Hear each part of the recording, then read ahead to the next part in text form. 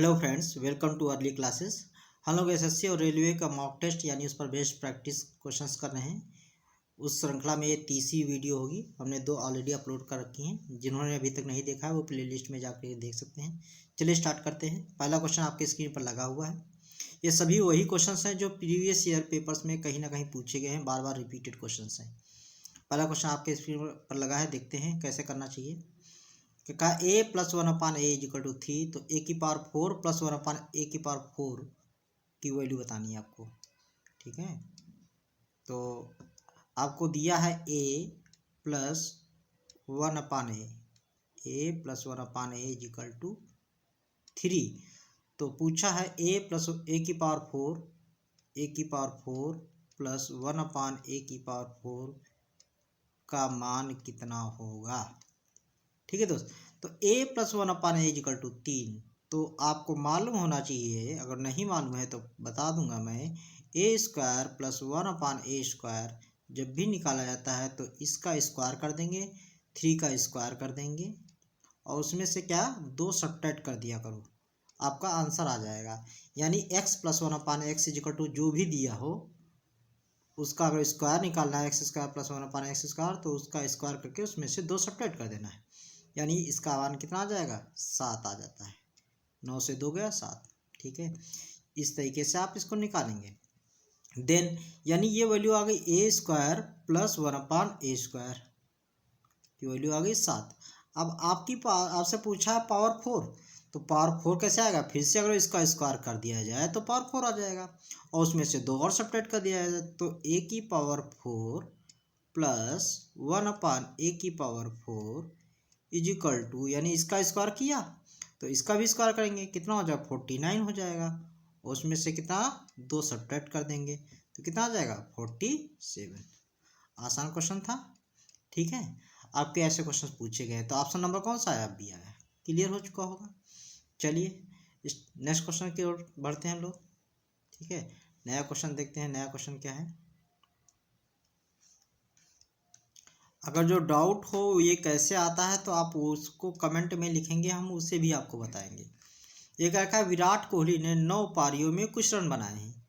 उन्होंने अपनी 10वीं पारी में 100 रन बना दिए, मतलब शतक लगा दिया और इससे उनका औसत 8 रन बढ़ गया। 10वीं पारी के अंत में उनके रनों का औसत क्या था। ठीक है, 10वीं पारी के अंत में मतलब जब लास्ट वाली इनिंग खेल ली है उसके बाद में टोटल औसत पूछा है। डायरेक्ट इसको मैं बता सकता हूँ, कॉन्सेप्ट से भी बताऊंगा। तो एक बार पहले कॉन्सेप्ट देख लें, फिर मैं डायरेक्ट इसका बता दूंगा ओरल भी कैसे करना चाहिए। ठीक है, तो विराट कोहली ने 9 पारियों में कुछ बनाए होंगे, तो 9 पारियों का एवरेज, पहले कॉन्सेप्ट समझ लें। ठीक है, बेसिक से 9 पारियों का एवरेज आप x मान लें। 9 पारियों का एवरेज कितना मान लें, x मान लें। तो 9 पारियों का अगर एवरेज x है तो टोटल रन यानी कुल रन 9 पारियों में कितने बने होंगे आप बता पाएंगे। तो 9 पारियों में कुल रन कितने बने होंगे दोस्त, 9x बने होंगे। 9 पारियों में 9x बने हैं और 10वीं पारी में आपको दिया है, 10वीं पारी में आपको दिया है, 10वीं पारी में कितना दिया है, 10वीं पारी में उसने बताया है 100 रन बनाए हैं। ठीक है, तो टोटल 10 पारियों में टोटल रन कितने रहे होंगे, 9 पारियों का प्लस 10वीं पारी के टोटल रन 10 पारियों में कितना हो गया 9x प्लस 100। ये क्या हो जाएगा, 10 पारियों का टोटल रन होगा कि नहीं। तो 10 पारियों का टोटल रन होगा, तो 10 पारियों का अगर औसत निकालना पड़े तो औसत क्या होता है, कुल मतलब जो सम होता है योग बटे कुल संख्या। तो 10 पारियों का योग बटे संख्या कितनी, 10 पारियों का है तो 10 से डिवाइड कर देंगे। ये क्या होगा, 10 पारियों का औसत आ गया कि नहीं। और 10 पारियों का औसत जब आ रहा है तो उसने बताया था उसका औसत क्या हो जा रहा है, 8 रन। उनका औसत क्या बढ़ जा रहा है, 8 रनों से बढ़ जाता है। तो पहले जो औसत रहा होगा, पहले औसत कितना था, x था, तो उसमें बताया है 8 रनों से औसत बढ़ गया है। यानी अब औसत कितना होगा, x प्लस 8 हो गया। अब औसत कितना होगा, x प्लस 8 हो गया। अब इसको सॉल्व करेंगे आप, तो इसको जब सॉल्व करेंगे तो 9x प्लस 100, 9x प्लस 100 और 10 से मल्टीप्लाई करेंगे इधर तो कितना हो जाएगा 10x प्लस 80। ठीक, तो 9x उधर चला जाएगा तो 10x से 9x चला जाएगा, कितना हो जाएगा x बच जाएगा। ठीक है, ये उधर चला जाएगा और 80 इधर लाओगे, 80 जो है 100 से सब्ट्रैक्ट हो जाएगा, कितना हो जाएगा 20। तो 9 पारियों का औसत कितना था 20, यानी यही तो पूछा मैंने, माना था x क्या था 9 पारियों का औसत, तो 9 पारियों का औसत 20 था। और जब 10वीं पारी खेली उससे 8 औसत बढ़ गया, तो टोटल औसत 10 पारियों के बाद कितना हो गया 28 हो गया। ऑप्शन कौन सा है, ऑप्शन नंबर डी। ठीक है, ये नहीं डायरेक्ट 20 आया था, वही ऑप्शन में होता तो मारते। आपका ये आपका कॉन्सेप्ट हुआ। अब मैं इसको बताऊंगा कि ओरल कैसे कर सकते थे। ठीक है, मैं इसको ओरल भी बताता हूँ अभी। अभी आपको ओरल बताता हूँ कि ओरल भी कैसे कर सकते थे। एक सेकेंड, ओरल भी बताता हूँ। ठीक है, ओरल कैसे करेंगे इसको, ऐसे करना था कि 10वीं पारी में, ऐसे समझिए, अब डायरेक्ट अगर करना है 10वीं पारी में कितना बनाया है दोस्त, 100 रन बनाया है। और 10वीं पारी से में जब 100 रन बनाया है, इसकी वजह से 9 पारियों के औसत में 9 पारियों के औसत में 8 रन वृद्धि हो गए। तो ये समझना है 8 रन सभी 9 पारियों में, 8 रन औसत में वृद्धि, औसत वृद्धि मतलब सभी में वृद्धि हुई होगी, यानी हर पारी में 8-8 रन बढ़ गए होंगे। तो कितने टोटल 9 पारी में बढ़ जाएंगे, 72 बढ़ जाएंगे कि नहीं, 72, यानी 72 इसमें से उन 9 पारियों में चले गए होंगे, तो बचे कितने 28, 100 से 28, यानी ये जो बचा हुआ रह गया, यानी सभी बट गए और जो बचा हुआ बच गया वो क्या हुआ, औसत, ऑप्शन नंबर डी। इस बात को समझें बच्चा कि जो है 9 पारियों में बराबर बराबर बटा होगा, औसत मतलब सभी में बराबर बट जाता है। तो 8-8 रन सभी 9 पारियों में चले गए 100 में से, तो कितना रन टोटल चला गया 72, बचा कितना 28, वही आपका औसत होता है। ये क्वेश्चन पूछे जाते हैं, आप इसको डायरेक्ट भी कर सकते थे। दोस्त, अगर वीडियो पसंद आ रही हो, कॉन्सेप्ट समझ में आ रहा हो, तो प्लीज़ लाइक और सब्सक्राइब जरूर करें, अपने दोस्तों को भी शेयर करें। ठीक है दोस्त, चलिए, ताकि आपको इसी तरीके से वीडियो हमेशा मिलती रहेंगी। आगे चलते हैं, नेक्स्ट क्वेश्चन की ओर चढ़ते हैं। एक और नया क्वेश्चन, ये बड़ा अच्छा प्यारा सा क्वेश्चन है, आपके स्क्रीन पर लगा हुआ है, इसको सॉल्व करें। कह रखा है एक आयत और एक वर्ग, प्रत्येक का परिमाप 160 मीटर। एक आयत है और एक वर्ग है, दोनों का परिमाप बता रखा है 160 है। तो आयत का जो परिमाप होता है, पेरीमीटर होता है, आप जानते हैं 2 times of L plus B, length और विड्थ का योग। ठीक है, 2 टाइम्स है, 2 गुना एल और प्लस बी का। और वर्ग का जो परिमाप होता है 4 इंटू साइड यानी 4a हो जाता है। क्लियर हो चुका होगा। ठीक है, और दोनों का परिमाप बता रखा है कितना है 160 है, दोनों का परिमाप 160 है, 160। तो यहाँ से जो भुजा है वर्ग की पता चल जाएगी, कितनी आ जाएगी 40, वर्ग की भुजा कितनी आ गई 40 आ गई। ठीक, ये बात क्लियर हो गई, वर्ग की भुजा कितनी आ गई 40। और 2 times of L plus B भी 160 है, तो एल प्लस बी कितना आ जाएगा, ये भी आप बता सकते हैं। एल प्लस बी, इसको 2 से डिवाइड कर देंगे, कितना आ जाएगा 80 आ जाएगा। 2 आपके वैल्यूज पता चल गई, भुजाओं का योग और जो है वर्ग की भुजा पता चल गई। आगे क्या कहा है, यदि आयत का क्षेत्रफल वर्ग के क्षेत्रफल से 100 वर्ग मीटर कम है, आयत का जो एरिया है वर्ग के क्षेत्रफल से 100 मीटर स्क्वायर क्या है, कम है। तो यानी वर्ग का क्षेत्रफल का भुजा स्क्वायर होता है, यानी भुजा कितना है 40 का स्क्वायर कर दूं तो कितना हो जाएगा 40 का स्क्वायर 1600। इससे अगर जो आयत का क्षेत्रफल क्या होता है, साइड लेंथ इंटू विड्थ यानी एल बी, घटा दिया जाए तो किसके इक्वल हो जाएगा 100 के इक्वल हो जाएगा। बताया है वर्ग का जो क्षेत्रफल है आयत के क्षेत्रफल से 100 अधिक है। यानी आयत का क्षेत्रफल वर्ग के क्षेत्रफल से 100 कम है, ऐसे कह सकते हैं। तो लिख गया। अब इसको सॉल्व कर लेते हैं। ठीक है, तो आयत की लंबाई निम्न में से पूछा क्या होगी। ठीक है, चलो पहले इसको सॉल्व कर लेते हैं। तो यहाँ से हम निकालेंगे एल बी निकालेंगे। ठीक है, एल बी निकालेंगे। ठीक है, एल बी जब निकालेंगे तो ये 100 क्या हो जाएगा, इधर आ जाएगा। ठीक है, 100 इधर आ जाएगा, कितना हो जाएगा 1500, ये आपका एल बी आ गया। ठीक है, अब आयत की लंबाई निकालनी। अब एल बी आपको पता है और एल प्लस बी भी पता है, क्या एल प्लस बी भी मालूम है 80। दो, अब इसका क्या करना है, आपको सॉल्व करना है। ठीक है, दो अननोन है और दो इक्वेशंस हैं, आराम से सॉल्व कर सकते हैं। एल प्लस बी आ गया, एल माइनस बी निकालना होगा। ठीक है, तो एल प्लस बी है, तो एल माइनस बी निकालने के लिए थोड़ा सा कैलकुलेटिव हो जाएगा। एल माइनस बी मैं डायरेक्ट कर देता हूँ, ये पता होना चाहिए। ठीक है, एल माइनस बी का whole square is equal to कितना होता है, एल प्लस बी का होल स्क्वायर माइनस 4LB होता है। आपको ये पता होना चाहिए, एक फार्मूला होता है एल माइनस बी का whole square is equal to L plus B का होल स्क्वायर माइनस 4LB। तो एल माइनस बी का होल स्क्वायर हम निकाल रहे हैं, एल माइनस बी का होल स्क्वायर हमको सॉल्व करना है, is equal to L plus B का होल स्क्वायर कितना हो जाएगा, 6400 हो जाएगा, माइनस 4LB, 15 चौके 60, यानी कितना आ जाएगा, 6000 आ जाएगा। तो कितना हो जाएगा, ये 400 बच जाएगा। ठीक है, एल माइनस बी का होल स्क्वायर कितना आ जाएगा, 400 आ जाएगा। तो एल माइनस बी कितना आ जाएगा बेटा, 200 आ जाएगा, सॉरी 20 आ जाएगा।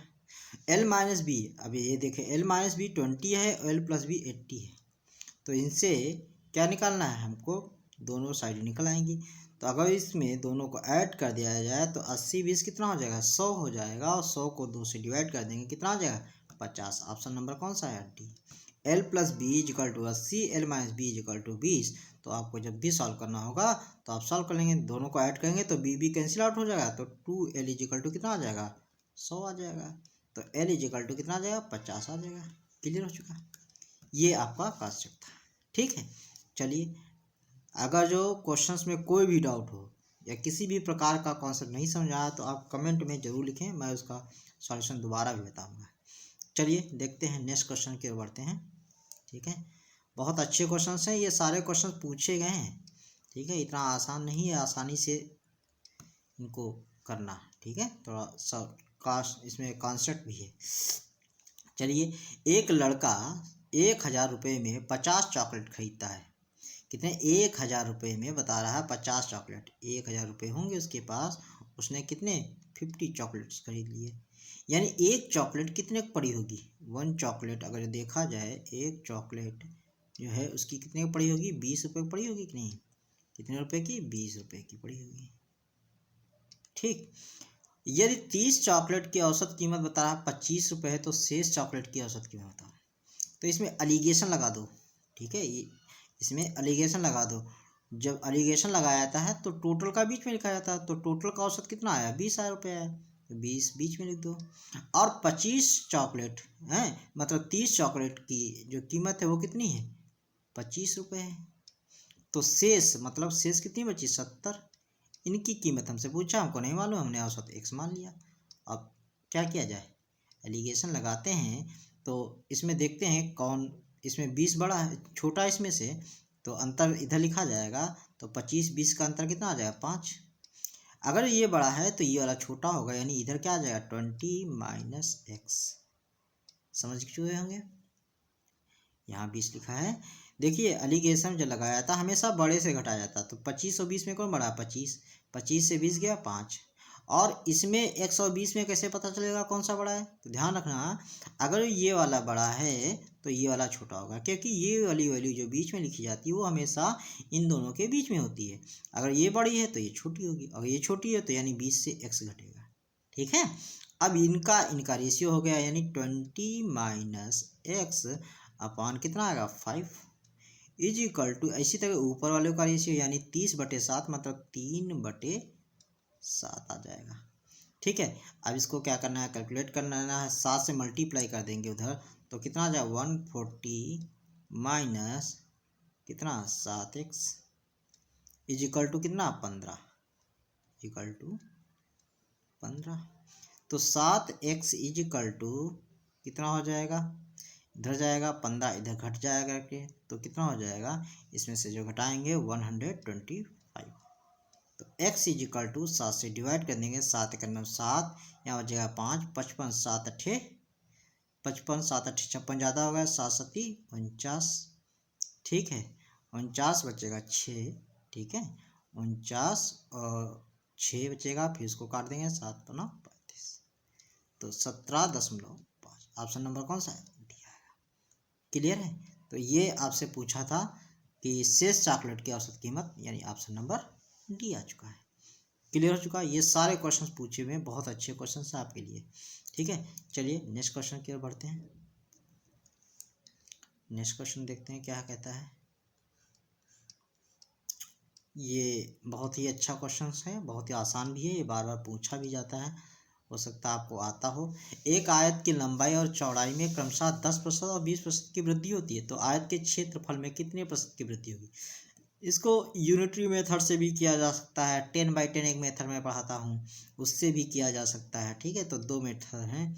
तो अगर जो मैं 10/10 मेथड से बताऊँ तो लेंथ को क्या करते हैं, 10 मान लेते हैं, विड्थ को 10 मान लेते हैं, तो एरिया कितना हो जाएगा अपना 100 आ जाएगा। 10 × 10 100 एरिया हो गया। ठीक, अब कह रहा है चौड़ाई लंबाई में 10%, मतलब लेंथ में 10% की वृद्धि करेंगे, 10 का 10% कितना होगा 1, यानी 11 हो जाएगा, 1 की वृद्धि हो गई। और इसमें 20% की वृद्धि, 10 का 20% 2 की वृद्धि की कितना हो गया 12। तो नया एरिया जब आएगा, नया क्षेत्रफल आएगा, तो 12 को 11 से जब गुणा करेंगे तो 132 आ जाएगा। 132 132। पहले क्षेत्रफल 100 था, अब 132 हो गया, तो कितने की वृद्धि हो गई? तो आप बताएंगे 32% की वृद्धि हो गई। कुछ लोग इसको यूनिटरी मेथड से भी कर सकते हैं, ठीक है, और होता भी है। आप यूनिटरी मेथड से कीजिए, अगर जो आप पूछते हैं तो मैं वो मेथड भी आपको बताऊंगा। फिलहाल ये भी बढ़िया है। ठीक है, चलिए नेक्स्ट क्वेश्चन की ओर बढ़ते हैं। नया क्वेश्चन क्या कहता है, नए क्वेश्चन की ओर बढ़ते हैं। ये एक और अलजेब्रा का क्वेश्चन आपके स्क्रीन पर लगा हुआ है, बहुत अच्छा क्वेश्चन है। क्या है, यदि x + 1/x = 5, ठीक है, तो 2x किसकी वैल्यू पूछिए, 2x अपान 3x² - 5x + 3 की वैल्यू पूछी है। ठीक है, आपसे इसकी वैल्यू पूछी है, तो इसको सॉल्व करते हैं। x + 1/x = 5 गिवन है क्या, x + 1/x = 5, इतना डेटा आपको गिवन है। ठीक है, तो इसमें देखते हैं, तो इसमें कुछ नहीं करना है, इसमें क्या करो, x लिखा रहने दो ऊपर पहले ऐसे, 2x अपान नीचे वाले में x कॉमन ले लो। अगर x कॉमन ले लिया जाए तो क्या बचेगा, यहाँ बच जाएगा 3x बच जाएगा, माइनस जब x कॉमन ले लेंगे यहाँ से तो कितना आ जाएगा 5, और प्लस इसमें क्या हो जाएगा 3 में x आ जाएगा, ये हो जाएगा डेटा, समझ गए होंगे। तो ये हो जाएगा, तो ये x और ये x कैंसिल आउट हो जाएगा, तो बचेगा कितना 2 ये। ठीक है, 3x + 3/x एक साथ में लिख लेते हैं, क्या 3x + 3/x ये एक साथ लिख लेता हूँ, माइनस का 5। क्लियर हो चुका होगा। तो 2, अब ये 3x + 3/x, इसमें से 3 अगर कॉमन ले लें तो ब्रैकेट में क्या बचेगा, x + 1/x जो कि क्या है 5 है, तो मल्टीप्लाई में कितना आ जाएगा 5 - 5, तो कितना होगा, तो 2 और 3 5 जा 15, 5 3 15 से 5 जाएगा तो कितना आ जाएगा 10, 2/10, यानी और आंसर देखेंगे तो 1/5। ऑप्शन नंबर कौन सा आया, बी। क्लियर हो चुका होगा, आपको कॉन्सेप्ट क्लियर हो चुका होगा बिल्कुल। ऐसे क्वेश्चंस पूछे गए हैं बार बार एसएससी में, रेलवे में, ठीक है, रिपीटेड के सारे ये क्वेश्चन रिपीटेड हैं। चलिए देखते हैं नेक्स्ट क्वेश्चन की ओर बढ़ते हैं।